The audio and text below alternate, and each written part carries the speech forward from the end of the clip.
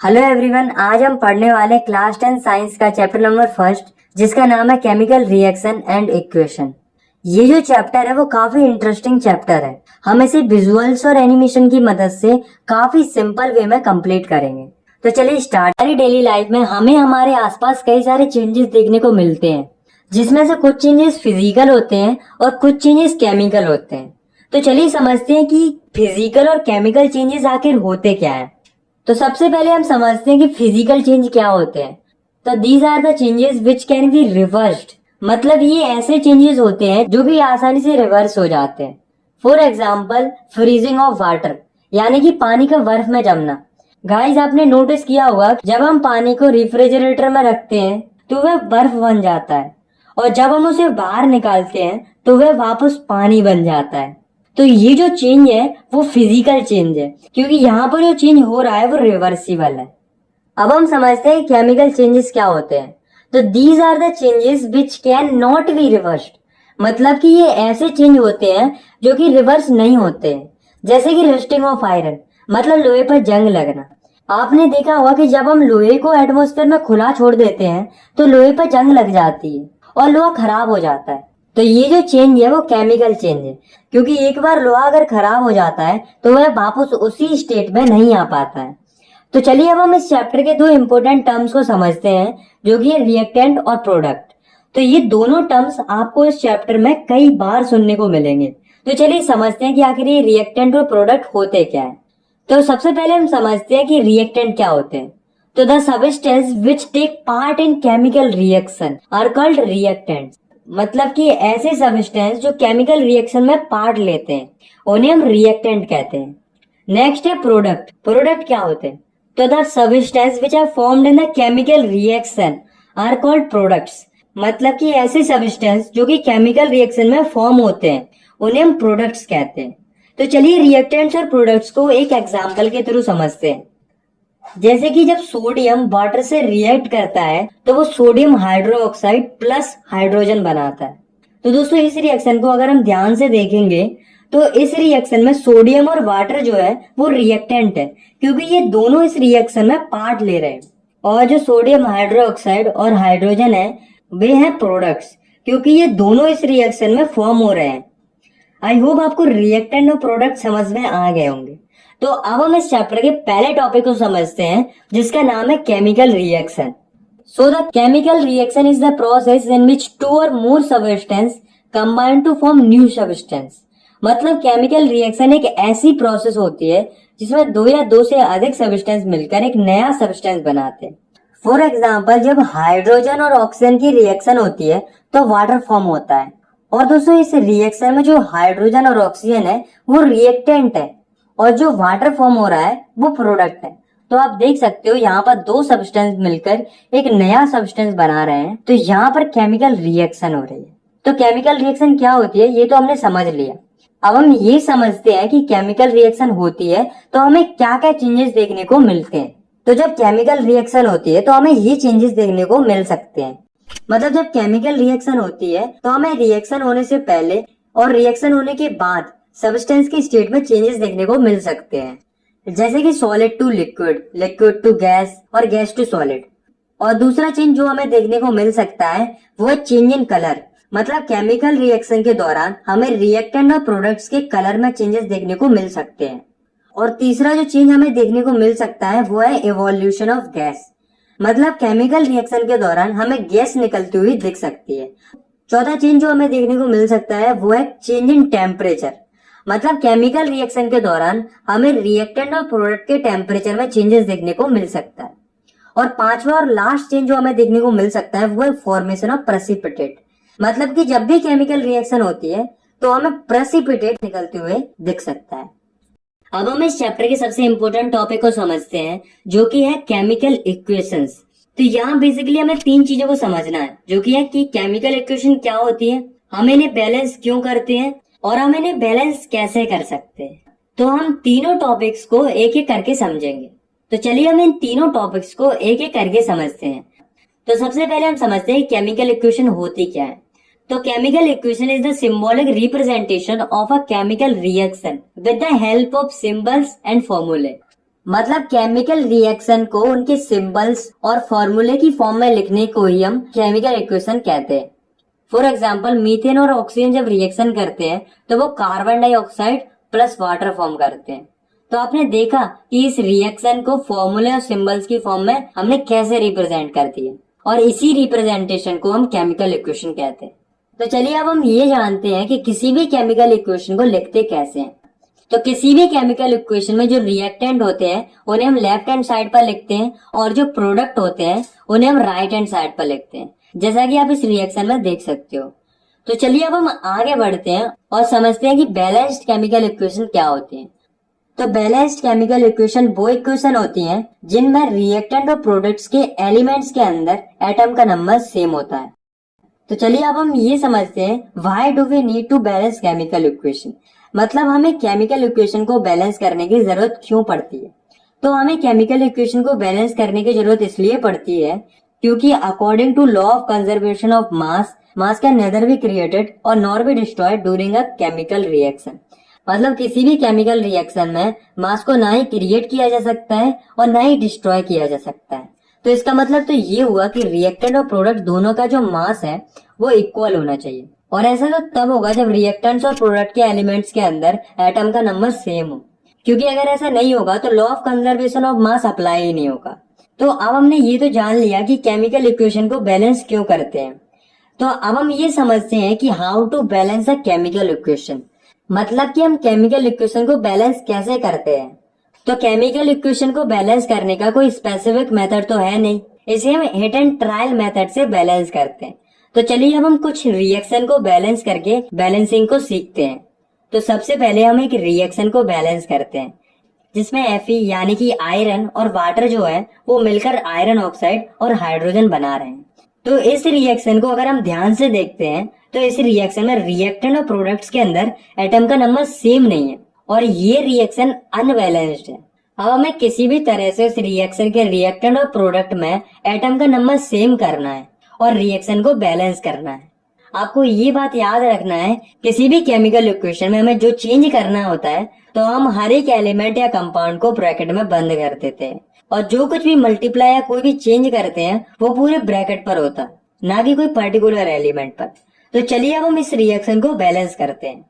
तो सबसे पहले हम एक टेबल बना लेते हैं जिसमें एक कॉलम में एलिमेंट का नाम और अगले कॉलम में रिएक्टेंट के एटम का नंबर और उससे अगले कॉलम में प्रोडक्ट के एटम का नंबर लिख लेते हैं।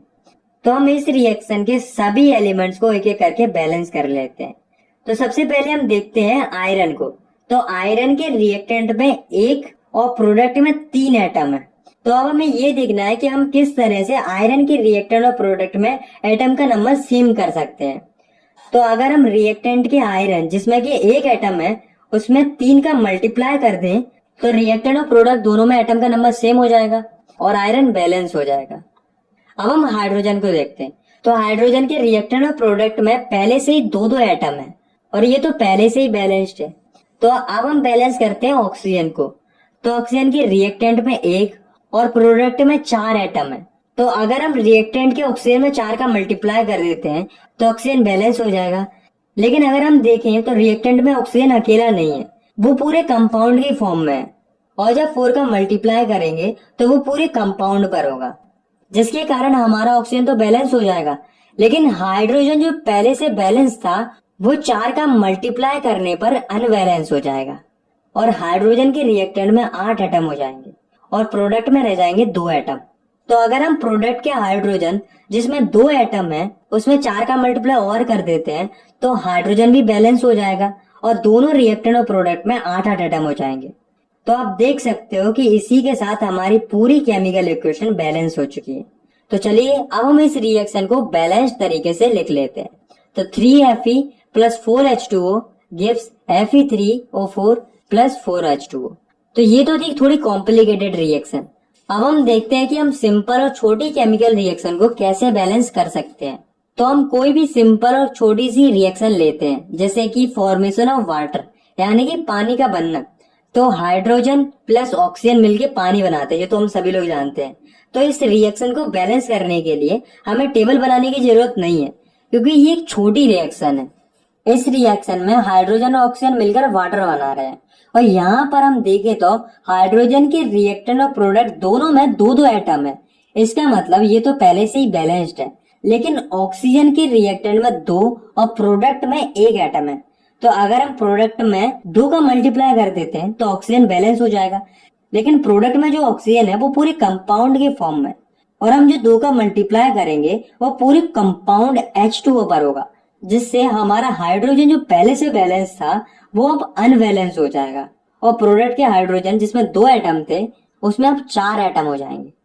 तो अगर हम हाइड्रोजन के रिएक्टेंट जिसमें 2 एटम है उसमें 2 का मल्टीप्लाई और कर देते हैं तो हाइड्रोजन भी बैलेंस हो जाएगा। तो अब हमारी ये रिएक्शन भी बैलेंस हो चुकी है।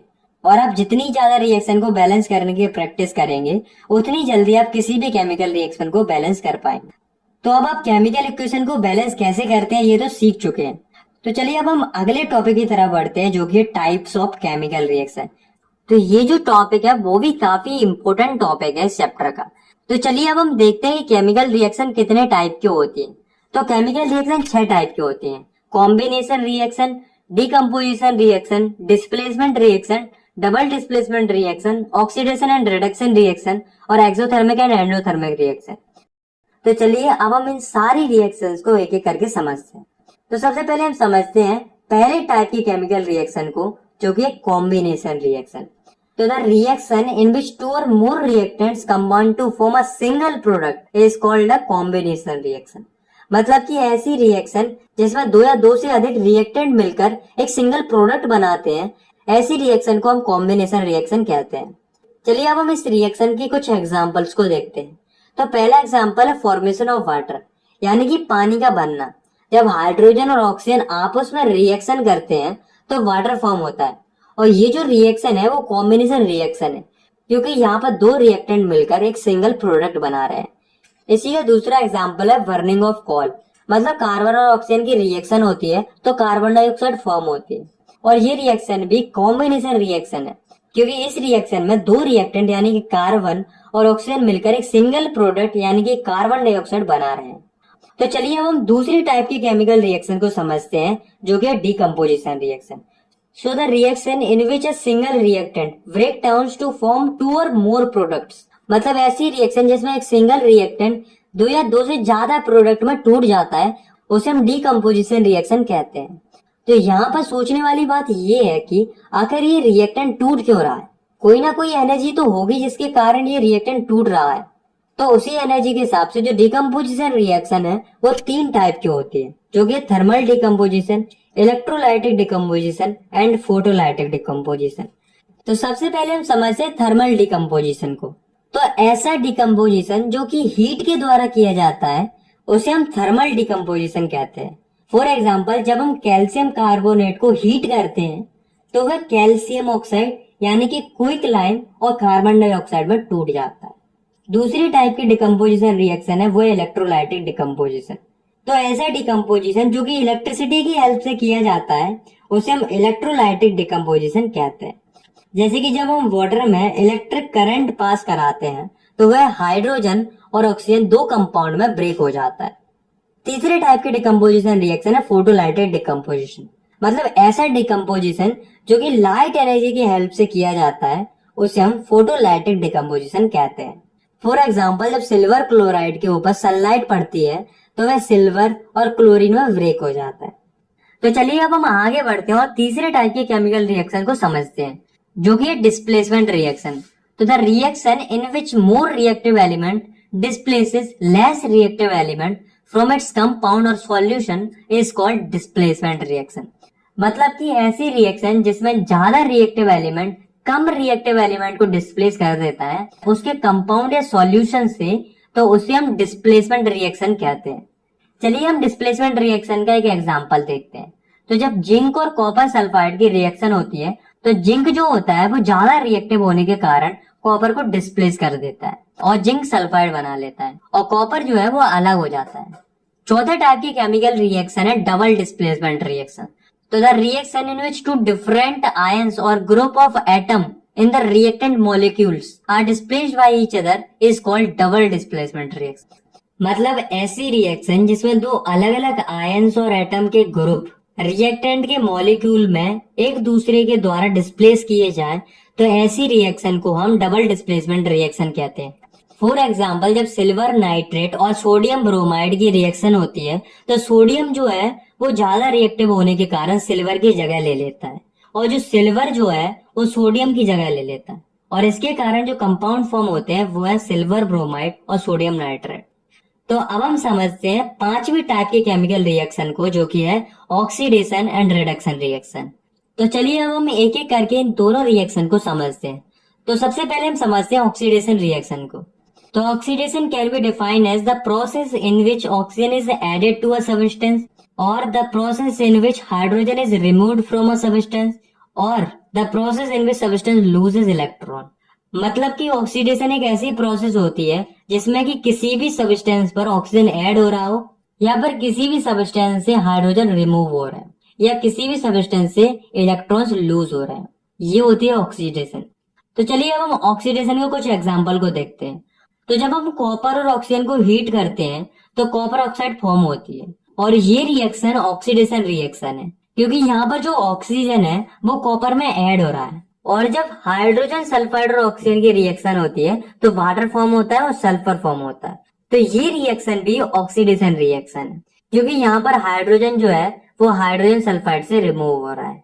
और ये एक और रिएक्शन है जिसमें जिंक में से 2 इलेक्ट्रॉन लॉस हो रहे हैं, तो ये भी ऑक्सीडेशन रिएक्शन है, क्योंकि यहाँ पर इलेक्ट्रॉन लूज हो रहे हैं। तो चलिए अब हम समझते हैं कि रिडक्शन रिएक्शन क्या होती है। तो ये जो रिएक्शन होती है वो ऑक्सीडेशन रिएक्शन की बिल्कुल अपोजिट होती है। तो reduction reaction can be defined as the process in which oxygen is removed from a substance or the process in which hydrogen is added to a substance or the process in which substance gain electrons. मतलब कि reduction एक ऐसी process होती है जिसमें किसी भी substance से ऑक्सीजन रिमूव हो रहा हो या फिर किसी भी सब्सटेंस पर हाइड्रोजन ऐड हो रहा हो या फिर किसी भी सब्सटेंस में इलेक्ट्रॉन ऐड हो रहा हो। फॉर एग्जाम्पल, जब पोटेशियम क्लोराइड वो पोटेशियम क्लोराइड और ऑक्सीजन में टूट जाता है तो वो रिएक्शन होती है रिडक्शन रिएक्शन, क्योंकि यहाँ पर ऑक्सीजन रिमूव हो रहा है। और जब सोडियम और हाइड्रोजन ऐड होते हैं तो वो सोडियम हाइड्रोक्साइड फॉर्म करते हैं और ये भी एक रिडक्शन रिएक्शन है, क्योंकि यहाँ पर हाइड्रोजन जो है वो ऐड हो रहा है। और ये एक और रिएक्शन है जिसमें जिंक जो है उस पर 2 इलेक्ट्रॉन ऐड हो रहे हैं, तो ये भी एक रिडक्शन रिएक्शन है, क्योंकि इसमें इलेक्ट्रॉन ऐड हो रहे हैं। दोस्तों, आपको एक बात याद रखनी है कि जब भी किसी भी सब्सटेंस का ऑक्सीडेशन होता है तो उस सब्सटेंस को हम ऑक्सीडाइज्ड कहते हैं और जब किसी भी सब्सटेंस का रिडक्शन होता है तो उस सब्सटेंस को हम रिड्यूस्ड कहते हैं। तो चलिए अब हम समझते हैं एक बहुत ही इंपॉर्टेंट केमिकल रिएक्शन को, जो कि है रेडॉक्स रिएक्शन। तो the reaction in which oxidation and reduction take place simultaneously are called redox reaction. मतलब कि ऐसी रिएक्शन जिसमें ऑक्सीडेशन और रिडक्शन एक साथ देखने को मिलते हैं, तो ऐसे रिएक्शन को हम रेडॉक्स रिएक्शन कहते हैं। फॉर एग्जाम्पल, कॉपर ऑक्साइड और हाइड्रोजन की रिएक्शन होती है तो कॉपर और वाटर फॉर्म होता है और ये जो रिएक्शन है वो रेडॉक्स रिएक्शन है, क्योंकि इसमें कॉपर ऑक्साइड जो फॉर्म हो रहा है वो कॉपर में रिड्यूस हो रहा है और यहाँ पर रिडक्शन रिएक्शन हो रही है। और जो हाइड्रोजन है वो वाटर में ऑक्सीडाइज हो रहा है और यहाँ पर हो रही है ऑक्सीडेशन रिएक्शन। तो इस रिएक्शन को हम रेडॉक्स रिएक्शन कह सकते हैं। तो अब हम आखिरी और छठवीं टाइप के केमिकल रिएक्शन को समझते हैं, जो कि है एक्सोथर्मिक एंड एंडोथर्मिक रिएक्शन। तो इन दोनों रिएक्शन को हम एक एक करके समझेंगे। तो पहले हम समझते हैं एक्सोथर्मिक रिएक्शन को। तो the reaction which are accomplished by evolution of heat are called exothermic reaction. मतलब ऐसी रिएक्शन जिसमें से हीट एनर्जी इवॉल्व होती है तो उसे हम एक्सोथर्मिक रिएक्शन कहते हैं। For example, burning of natural gas. मतलब मीथेन और ऑक्सीजन की जब रिएक्शन होती है तो CO2 और वाटर फॉर्म होते हैं और काफी मात्रा में हीट निकलती है और ये जो रिएक्शन होती है वो एक एक्सोथर्मिक रिएक्शन होती है। चलिए अब हम समझते हैं एंडोथर्मिक रिएक्शन को। तो the reaction which occur by the absorption of heat energy are called endothermic reaction. मतलब कि ऐसी रिएक्शन जिसमें हीट एनर्जी एब्जॉर्ब होती है उसे हम एंडोथर्मिक रिएक्शन कहते हैं। फॉर एग्जाम्पल, जब मर्क्यूरिक ऑक्साइड मरकरी और ऑक्सीजन में टूट जाता है तो काफी मात्रा में हीट ऑब्जर्व होती है। और एक और बात मैं आपको बताता हूँ कि जो फोटोसिंथेसिस होती है वो एक एंडोथर्मिक रिएक्शन होती है। तो चलिए अब हम समझते हैं चैप्टर के आखिरी टॉपिक को, जो कि है effect of oxidation in our daily life. मतलब कि जो ऑक्सीडेशन होता है उसका हमारे डेली लाइफ पर क्या इफेक्ट पड़ता है। तो ऑक्सीडेशन के हमारी लाइफ में मेनली दो इफेक्ट देखने को मिलते हैं, जो कि कोरोजन और रेंसिडिटी। तो चलिए सबसे पहले हम समझते हैं कोरोजन को। तो the phenomenon due to which metals are slowly eaten away by the reaction of air, water and other chemical present in atmosphere is called corrosion. मतलब एक ऐसा फिनोमेना जिसमें जो मेटल होता है वो धीरे धीरे खराब हो जाता है जब वह एयर, वाटर या कोई और केमिकल के कांटेक्ट में थोड़े लंबे समय तक आ जाता है। जैसे कि black coating on silver and green coating on copper. मतलब सिल्वर पर जो ब्लैक कोटिंग आ जाती है और कॉपर पर जो ग्रीन कोटिंग आ जाती है, ये दोनों जो एग्जाम्पल है वो कोरोजन के एग्जाम्पल है। और अगर हम बात करें आयरन की, तो आयरन के केस में जो कोरोजन होता है उसे हम रस्टिंग ऑफ आयरन कहते हैं, जिसमें आयरन का कलर ब्राउनिश हो जाता है और वह कमजोर हो जाता है। इससे एक बात तो साफ हो जाती है कि जो कोरोजन होता है वो मेटल के लिए काफी हार्मफुल साबित होता है। तो चलिए अब हम देखते हैं कि जो कोरोजन होता है उसके क्या क्या इफेक्ट पड़ते हैं। तो कोरोजन के कारण काफी मात्रा में car bodies, bridges, iron railing, ships, specially जो मटेरियल जो आयरन से बने हुए होते हैं वो खराब हो जाते हैं, जिससे काफी मात्रा में आयरन का नुकसान होता है। और इसी तरह से सिल्वर और कॉपर भी खराब हो जाता है। तो अब हमें ये देखना है कि क्या कोई ऐसा मेथड है जिससे हम कोरोजन से मेटल को प्रिवेंट कर सकते हैं। तो चलिए अब हम देखते हैं कि हम मेटल को कोरोजन से कैसे प्रिवेंट कर सकते हैं। तो इसके कुछ मेथड होते हैं, जैसे कि पेंटिंग। जो आयरन के ऑब्जेक्ट होते हैं अगर हम उन पर पेंट कर देते हैं तो वो डायरेक्टली एटमॉस्फेयर के कांटेक्ट में नहीं आ पाएंगे और कोरोजन से प्रिवेंट रहेंगे। और जो सिल्वर होता है उसे हम बाहरी एटमॉस्फेयर से दूर रखकर और उसकी रेगुलर क्लीनिंग कर कोरोजन से प्रिवेंट कर सकते हैं। और कॉपर को हम बेकिंग सोडा और सॉल्ट के पेस्ट बनाकर उसकी रेगुलर क्लीनिंग करके उसे भी हम कोरोजन से प्रिवेंट कर सकते हैं। और एक और बहुत जरूरी बात जो आपको याद रखनी है वो है कि जो एल्यूमिनियम होता है उसके केस में कोरोजन हार्मफुल नहीं होता है बल्कि फायदेमंद होता है। तो चलिए अब हम देखते हैं ऑक्सीडेशन के दूसरे इफेक्ट को, यानी कि रेंसिडिटी को। तो आइए जानते हैं कि रेंसिडिटी क्या होती है। So it is the process of slow oxidation of oil and fat present in the food material.